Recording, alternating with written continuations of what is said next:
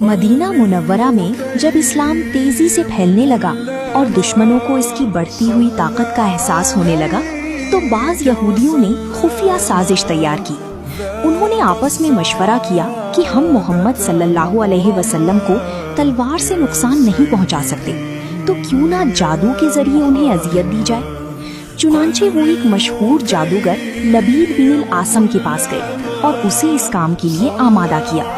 एक चाल के जरिए उन्होंने नबी करीम सल्लल्लाहु अलैहि वसल्लम के खादिम से आप सल्लल्लाहु अलैहि वसल्लम का कंघा और कुछ मुबारक बाल हासिल किए और वो सब लबीद के हवाले कर दिए।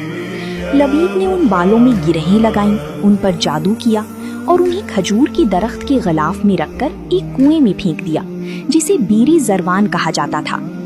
इसके बाद नबी करीम सल्लल्लाहु अलैहि वसल्लम पर एक अजीब कैफियत तारी होने लगी। आप सल्लल्लाहु अलैहि वसल्लम को महसूस होता कि आपने कोई काम किया है, हालांकि हकीकत में वो काम नहीं किया होता था। ये कैफियत कुछ अरसे तक रही, मगर अल्लाह ताला अपनी महबूब नबी को तन्हा कैसे छोड़ सकता था। एक रात नबी करीम सल्लल्लाहु अलैहि वसल्लम सो रहे थे कि ख्वाब में दो फरिश्ते तशरीफ लाए। एक सरहाने बैठ गया और दूसरा कदमों की तरफ। वो आपस में गुफ्तगू करने लगे। एक फरिश्ते ने पूछा, इनकी क्या हालत है? दूसरे ने जवाब दिया, इन पर जादू किया गया है। पूछा गया, किसने किया? जवाब आया, लबीद बिन अल आसम ने। फिर सवाल हुआ, किस चीज के जरिए? कहा गया, कंघे और बालों के जरिए।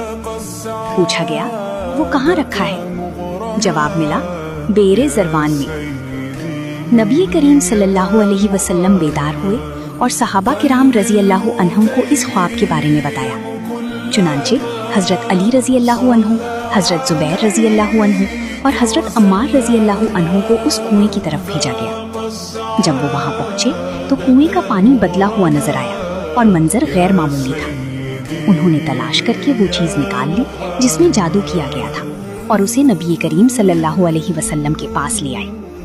फिर आप सल्लल्लाहु अलैहि वसल्लम ने सूरतुल फलक और सूरतुल नास की तिलावत शुरू की। हर आयत के साथ एक एक गिराह खुलती गई, यहाँ तक कि तमाम गिरहें खुल गईं और आप सल्लल्लाहु अलैहि वसल्लम मुकम्मल तौर पर शिफायाब हो गए। अल्लाह ताला ने अपने पाक कलाम की बरकत से जादू को खत्म फरमा दिया। हैरत की बात यह है कि बावजूद इसके नबी करीम सल्लल्लाहु अलैहि वसल्लम ने किसी से बदला नहीं लिया, बल्कि फरमाया, अल्लाह ने मुझे शिफा दे दी है और मैं नहीं चाहता कि लोगों में कोई फितना पैदा हो। यूं आप सल्लल्लाहु अलैहि वसल्लम ने माफ करके आला अखलाक और अजीम किरदार की ऐसी मिसाल कायम की जिसकी नजीर दुनिया में नहीं मिलती। ये वाकया हमें सिखाता है कि जादू का वजूद जरूर है, मगर अल्लाह के कलाम के सामने उसकी कोई हैसियत नहीं। अगर ये वाकया आपके दिल को छू गया हो तो वीडियो को फॉलो करें और कमेंट में लिखें सुभान अल्लाह।